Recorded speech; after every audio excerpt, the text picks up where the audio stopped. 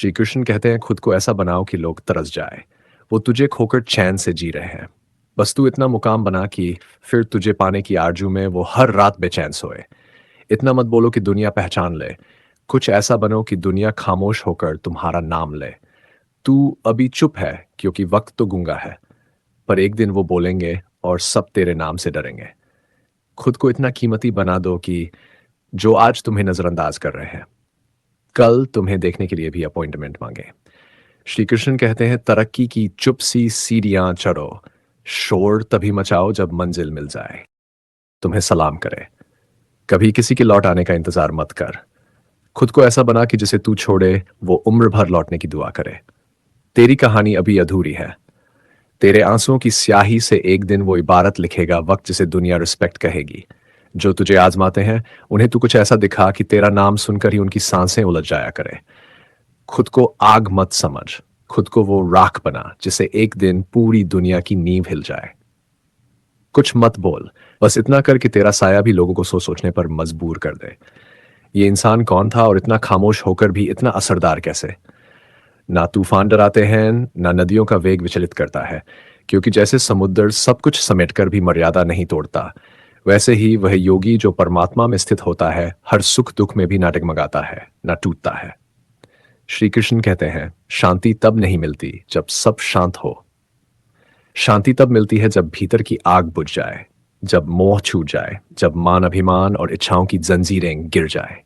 कान्हा कहते हैं दर्द से भागो मत, क्योंकि यही दर्द कल शक्ति बनकर उभरेगा। जब दुनिया तुम्हें गिराने पर तुली हो तब वही जमीन तुम्हारी सबसे बड़ी ताकत बनती। दान की लोगों से मत डरो। डरो तो उन अपनों से जो चेहरे पर मुस्कुराते हैं पर पीठ पीछे गहराई से वार करते हैं। इससे पहले कि हम इस विषय को गहराई से समझें, आपसे अनुरोध है कि इस वीडियो को अंत तक देखें। यदि आपको हमारा यह प्रयास पसंद आए तो वीडियो को लाइक करें और नीचे कमेंट में जय श्री राधे कृष्ण अवश्य लिखें।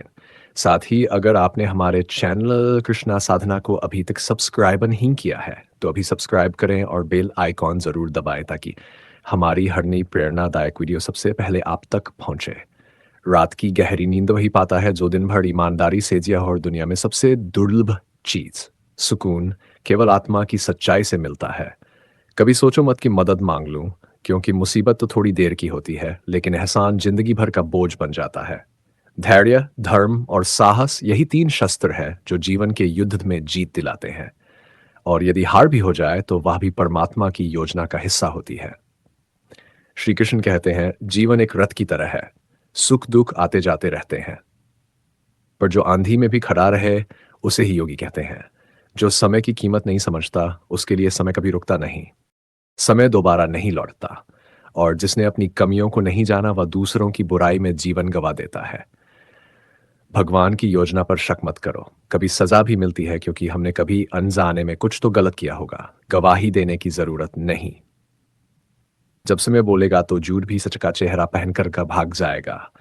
सेवा करो लेकिन आशाम तक हो, क्योंकि इंसान तो की मतांकता है पर भगवान मूल्य चुकाते हैं। हवा में उछलते बच्चे की तरह विश्वास रखो जो गिरने से नहीं डरता, क्योंकि उसे भरोसा होता है कि कोई पकड़ने वाला है। लोग क्या कहेंगे इस पर ध्यान मत दो। अपने विचारों को सुना करो कि वही तुम्हारी असली दिशा है। बुराई करने दो उन्हें जो बराबरी नहीं कर सकते, क्योंकि तुम्हारी ऊंचाई उनकी हीनता को उजागरती है। जहां कान्हा के सिवा कोई सुनने वाला नहीं होता, वही बैठकर रो लेना सबसे बड़ा आराम होता है, क्योंकि वहां आंसुओं की कोई व्याख्यान ही होती, बस मौन में सुन लिया जाता है। जो लोग नींद से प्यार करते हैं वह अक्सर सपनों में ही जीते हैं, पर जिन्हें अपने सपनों की कद्र होती है उन्हें नींद भी नसीब नहीं होती। कृष्ण कभी देर नहीं करते, वह जितना इंतजार करवाने की तैयारी कर रहे हैं। लेकिन क्या तुम उसके योग्य बनने की तैयारी कर रहे हो? जो भाग्य में है वह भाग कर आएगा, और जो भाग्य में नहीं है वह आकर भी भाग जाएगा। मित्रता आवश्यक है, संबंध भी, पर जीवन की कठिनाइयां यही सिखाने आती हैं कि अकेले रहने की कला भी आवश्यक है। जीवन की सार्थकता तब आती है जब तुम समझ जाते हो किससे कब और कितना बोलना है। लोगों से बोलो लेकिन उनके बारे में नहीं, क्योंकि शिकायतें उसी पल समाप्त हो जाती हैं जब दिल से संवाद शुरू होता है। धर्म से भरा हृदय धर्म की भाषा बोलता है, अधर्म से भरा हृदय को अधर्म की सलाह देता है। इसलिए तुम्हारे आसपास कौन है ये ध्यान रखना भी धर्म का हिस्सा है। कान्हा कहते हैं दुष्टों की भलाई मत करना, क्योंकि बिच्छू चाहे जितना पालो डंक ही मारेगा। जो मिला नहीं, उसकी ख्वाहिश करो, पर जो मिला है, उसकी बेकदरी मत करना, क्योंकि जिसे तुम आज नज़रअंदाज कर रहे हो, वही कल तुम्हारी सबसे बड़ी ज़रूरत बन सकता है। किसी को इतना सर पर मत बैठाओ कि वह तुम्हारे सिर का बोझ बन जाए, और किसी की इतनी चापलूसी मत करो कि वह तुम्हारी कदर ही भूल जाए। आईना कभी झूठ नहीं बोलता, पर लोग उसकी भी परछाई में धोखा ढूंढ लेते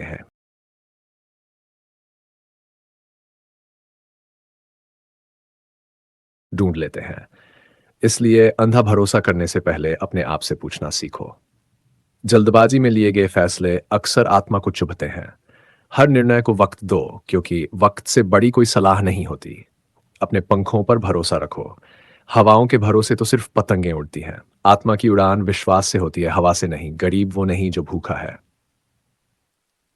गरीब वो है जिसे रोटी की कद्र नहीं। वो रोटी जो जमीन पर पड़ी हो, गरीब मुस्कुरा कर खा लेता है, और अमीर हाथ से मिली रोटी को भी ठुकरा देता है। जहां रहने के लिए मकान हो पर लोग तुम्हारी कद्र न करें, वहां रहना सड़क पर सोने से भी बदतर है। श्री कृष्ण कहते हैं, शब्दों में ताकत होती है, पर मौन में सत्य होता है। कमजोरी किसी को मत बताओ, क्योंकि दुनिया ताकतवर नहीं, चालाक है। लोग तभी कद्र करना सीखते हैं जब तुम भी उन्हें उनकी भाषा में उत्तर देना शुरू करो। ये मत भूलो, अहंकारियों के साथ मौन नहीं, साहस बोलता है। प्यार वहीं तक टिकता है जहां सम्मान बना रहे। जहां कद्र कम हो जाए, वहां रिश्ते सिर्फ औपचारिकताएं बन जाते हैं। जो दूसरों को नीचा दिखाते हैं, वे खुद कितना नीचे गिरते हैं, इसका अंदाजा भी उन्हें नहीं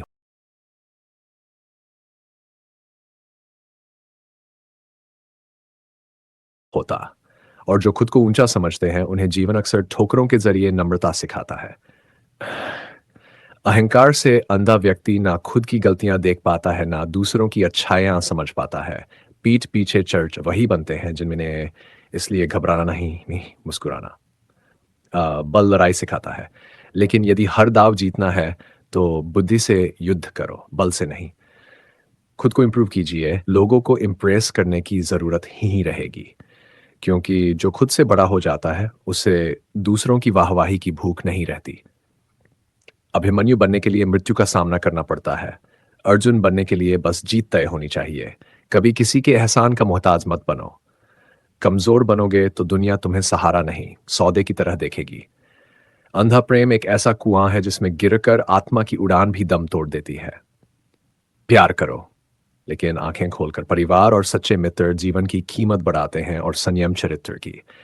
अच्छा व्यवहार करोड़ों दिल जीत सकता है, भले ही उसकी कीमत बाजार में न हो। परमात्मा ने किस्मत से पहले मेहनत लिखी है। यही वजह है कि उंगलियां लकीरों से आगे रखी गई हैं। जब हम किसी का भला कर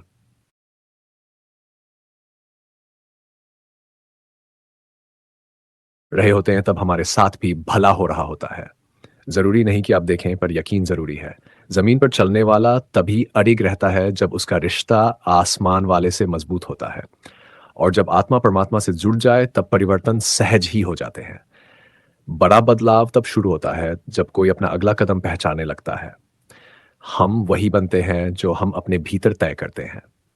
आंसू जब बहते हैं, तब केवल चुप्पी नहीं निकलती, उनमें वो दुआएं भी छुपी होती हैं जो सिर्फ ऊपर वाला सुनता है।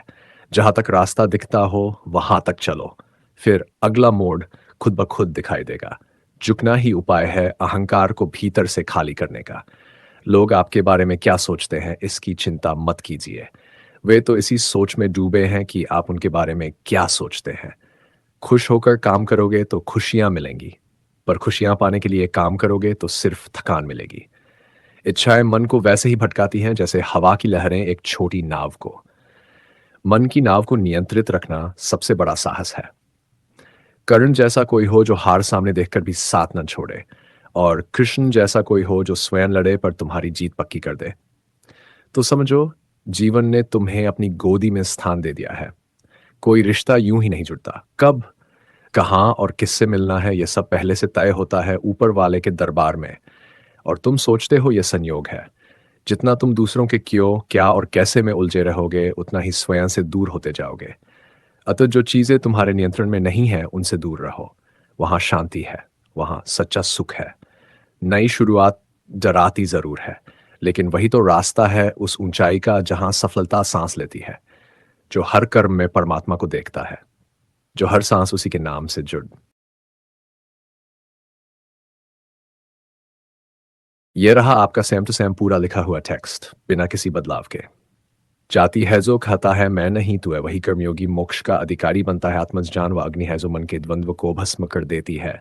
जब भीतर द्वैतल जल जाता है, भी बाहर शांति प्रकट होती है। हर कर्म काफल होता है, लेकिन उसका स्वरूपकर्ता की नियत पर निर्भर करता है। संभव से किया गया कर्म भी भिन्न परिणाम देता है, क्योंकि उसमें मैथाया परमात्मा।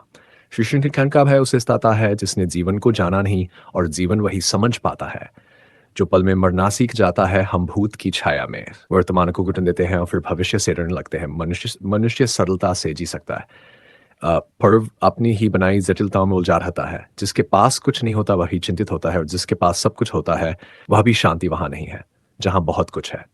शांति वहां है जहां कुछ भी जरूरी नहीं रहा। जिंदगी उनकी ही चरणों में झुकती है जो इसकी भीड़ में भी मुस्कुरा पाते हैं। कभी हंसाती है, कभी रुलाती है, पर जो इससे प्रेम कर लेता है उसे ये गले भी लगाती है। मंजिल मिले या तजुर्बा दोनों अनमोल है, और कोशिश तब तक मत छोड़ो जब तक सांसें चल रही है। अगर लोग तुम्हारी नकल करने। यह रहा आपका सेम टू सेम पूरा लिखा हुआ टेक्स्ट, बिना किसी बदलाव के। लगे हैं तो समझो तुम सफलता की दहलीज पर खड़े हो। सपना बड़ा है तो संघर्ष भी वैसा ही होगा, यह नियम है ही। राजा की तरह जीना है तो पहले गुलामों की तरह मेहनत करना पड़ेगा, और वह मेहनत वही कर सकता है जो लक्ष्य के लिए भाग्य तब तक चलता है जब तक कर्म का दीपक जलता है। तेल खत्म तो रोशनी भी खत्म, कर्म ही भाग्य है, और इसे समझने में वन की परिभाषा छुपी है। फकत अगर कमजोर है तो निराश मत हो। यह रहा आपका सेम टू सेम पूरा लिखा हुआ टेक्स्ट, बिना किसी बदलाव के। लगे हैं तो समझो तुम सफलता की दहलीज पर खड़े हो। सपना बड़ा है तो संघर्ष भी वैसा ही होगा, यह नियम है ही।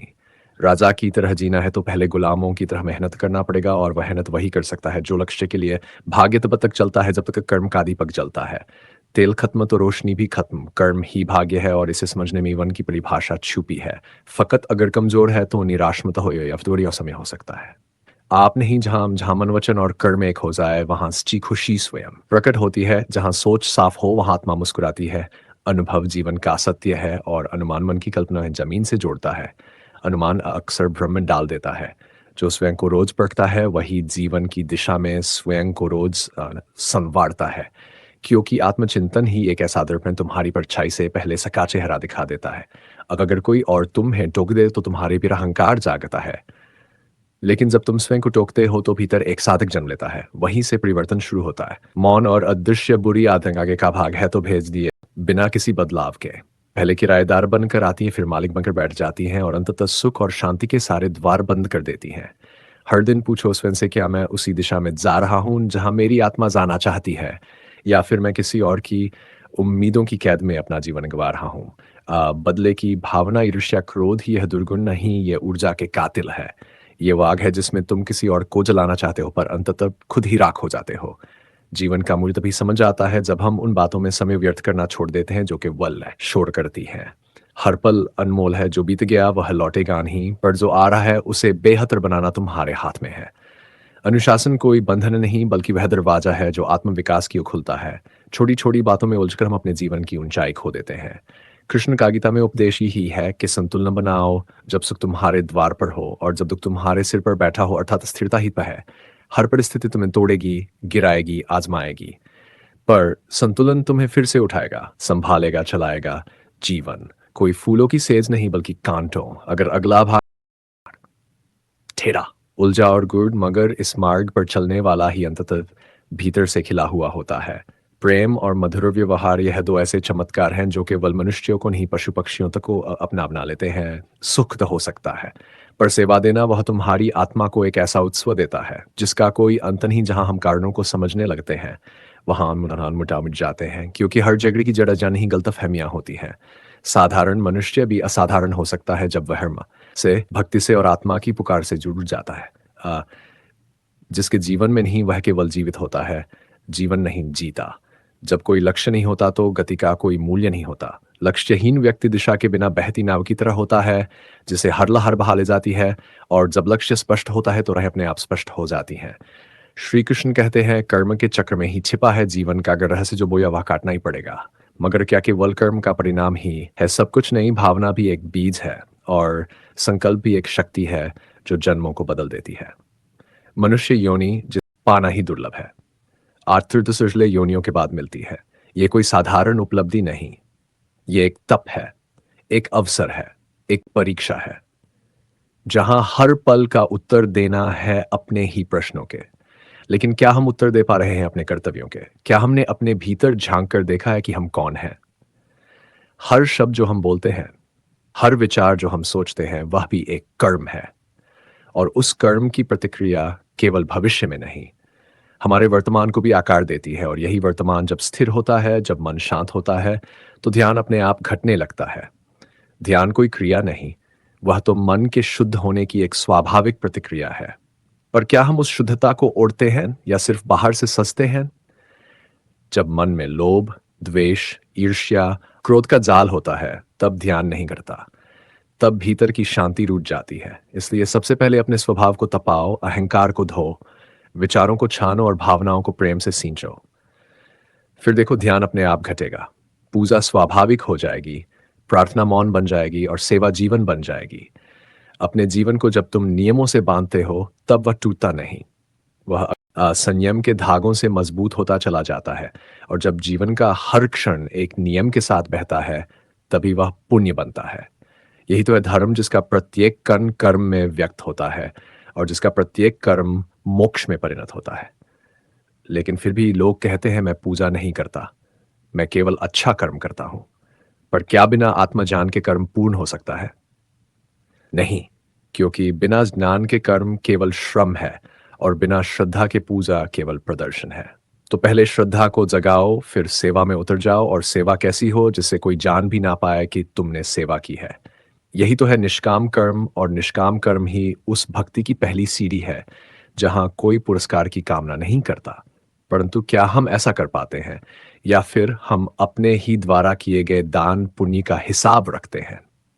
मैंने इतना दिया, मुझे इतना मिला, ये व्यापार है, भक्ति नहीं। भक्ति तो वह है जो जल की तरह बहती है, मिट्टी की तरह समर्पित होती है और अग्नि की तरह सब कुछ स्वाहा कर देती है।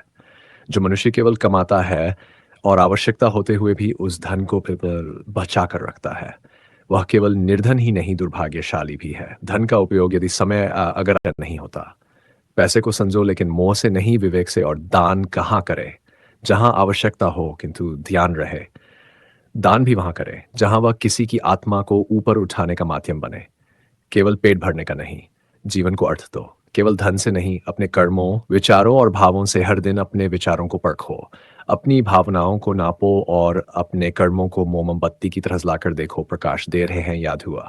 और यही आत्मनिरीक्षण तुम्हारा गुरु है, क्योंकि कोई और तुम्हें तुम्हारी बुराई नहीं समझाता जब तक तुम स्वयं ना देखो। और जब तुम देख लेते हो, बक्रांति वहीं से शुरू होती है। क्यों मेरे साथ ऐसा हो? बल्कि उत्तर देते हो शायद यह मेरी चेतना के लिए आवश्यक था। सच्चा अध्यात्म वही है जो तुम्हें भूत में उलझाता नहीं, वर्तमान में जागरूक करता है और भविष्य की चिंता से मुक्त कर देता है। श्री कृष्ण कहते हैं जिसने अपने स्वार्थ के लिए किसी कानू का सान सोचा, उसने अपने भाग्य के पन्नों पर कालिक पोत दी। क्योंकि जैसा बोता है उसे वैसा ही काटना पड़ता है, और काटते वक्त वह बीज कांटे बन जाते हैं। किसी को छलकर जो सुख मिलता है सबसे गहरा दुख बन जाता है, क्योंकि मनुष्य कभी केवल दूसरों को नहीं छलता, वह अपने भविष्य को भी धोखा दे बैठता है। गरुड़ पुराण गूंजता है, जिसने बुरे कर्म किए उसका दुख जन्म से लेकर मृत्यु, और मृत्यु के बाद तक उसका पीछा करता है। वह रोता है परंतु आंसू नहीं गिरते, क्योंकि आत्मा की पीड़ा ने उसे मौन बना दिया होता है। अच्छे कर्मों की शुरुआत बाहरी काम से नहीं बल्कि विचारों से होती है। मन की भूमि जो बोया जाए वही कर्म बनता है। संगत सबसे बड़ा साधन है आत्मविकास का। बुरी संगति मन को खींचती है पाप की खाई में, और अच्छी संगति आत्मा को उठाती है आकाश की ऊंचाइयों की ओर। हमेशा अच्छे लोगों के साथ जुड़िए, क्योंकि बुद्धि बन जाती है वहां जहां संगत संकीर्ण होती है। अच्छे कर्मों के बनने से पहले विचारों का जन्म होता है, और विचार पैदा होते हैं वातावरण से। इसीलिए अपने घर का, अपने मन का, अपने शरीर के आभामंडल का वातावरण सकारात्मक रखो, क्योंकि जहां प्रकाश नहीं वहां अंधकार नहीं आता, वह फैलता है।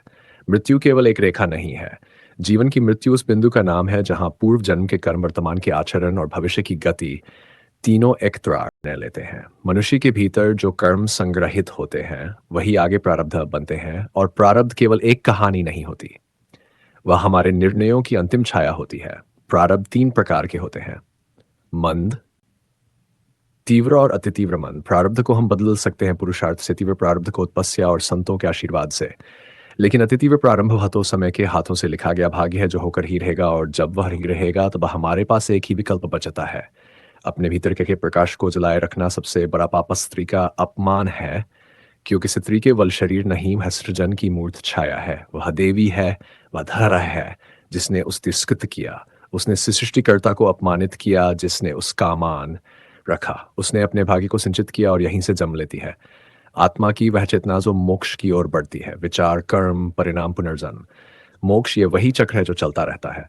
कर्म ऐसा करो कि जन्म बार बार ना लेना पड़े।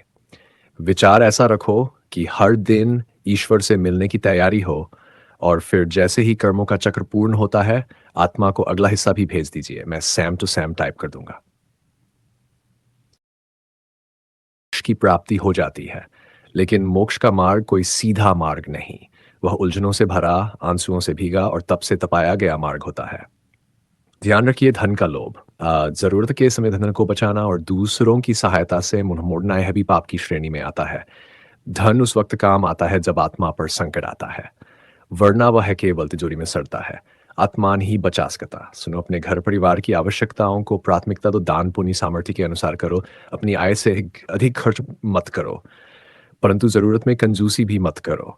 परिवार सबसे बड़ा धर्म है और त्याग सबसे बड़ी भक्ति। तू धर्म और ऊंचा उठेगा और तेरा मौन पाप बन जाएगा, क्योंकि जब जो अत्याचार सहन किया जाता है तब वह दोहराया जाता है। जिस क्षण अर्जुन ने अपने प्रियजनों को देख युद्ध छोड़ने की इच्छा की, उसी क्षण श्री कृष्ण ने कहा, जो तुझे अपने लगते हैं वही अधर्म की ओर खड़े हैं। तू मता से नहीं, धर्म से देख, और जब तू धर्म की आंखों से देखेगा तभी तू समझेगा कि कर्तव्य का अर्थ भावनाओं से बड़ा होता है। धर्म का मूल आधार कर्म है और बिना कर्म के कोई धर्म नहीं। अगर आपको इसे वीडियो शैली, शॉर्ट्स, नरेशन या थंबनेल टेक्स्ट में बदलकर भी चाहिए तो बता। इसे बिना दीप के रात्रि को उजाला नहीं, वैसे ही बिना निष्काम कर्म के आत्मा को मोक्षण ही दान सबसे बड़ा कर्म है। परंतु केवल दान नहीं, वह दान जो मौन हो, जो दिखावा ना हो, जो अहंकार से मुक्त हो, क्योंकि अहंकार से किया गया पुण्य भीतर से पाप हो जाता है। श्री कृष्ण कहते हैं, मनुष्य का सबसे बड़ा कर्म अपने मन को अपने ही अधीन रखना है। जिसने मन को वश में कर लिया, उसने संसार के सारे युद्ध पहले ही जीत लिए। गुजरा हुआ कल और आने वाला कल, यह दोनों केवल कल्पना है। जो अस्तित्व में है वह है केवल यह क्षण है, यह अब है, और जो इस अब में जीता है वही जीवन की संपूर्णता को समझ पाता है। पाप वह नहीं जो केवल किया गया हो, पाप वह भी है जो सहा गया हो। द्रौपदी का अपमान केवल उसका नहीं था, वह उस धर्म का अपमान था जो न्याय मांग रहा था। और जब धर्म का अपमान होता है, बसनहार निश्चित होता है। जब कोई क्षत्रिय अपमान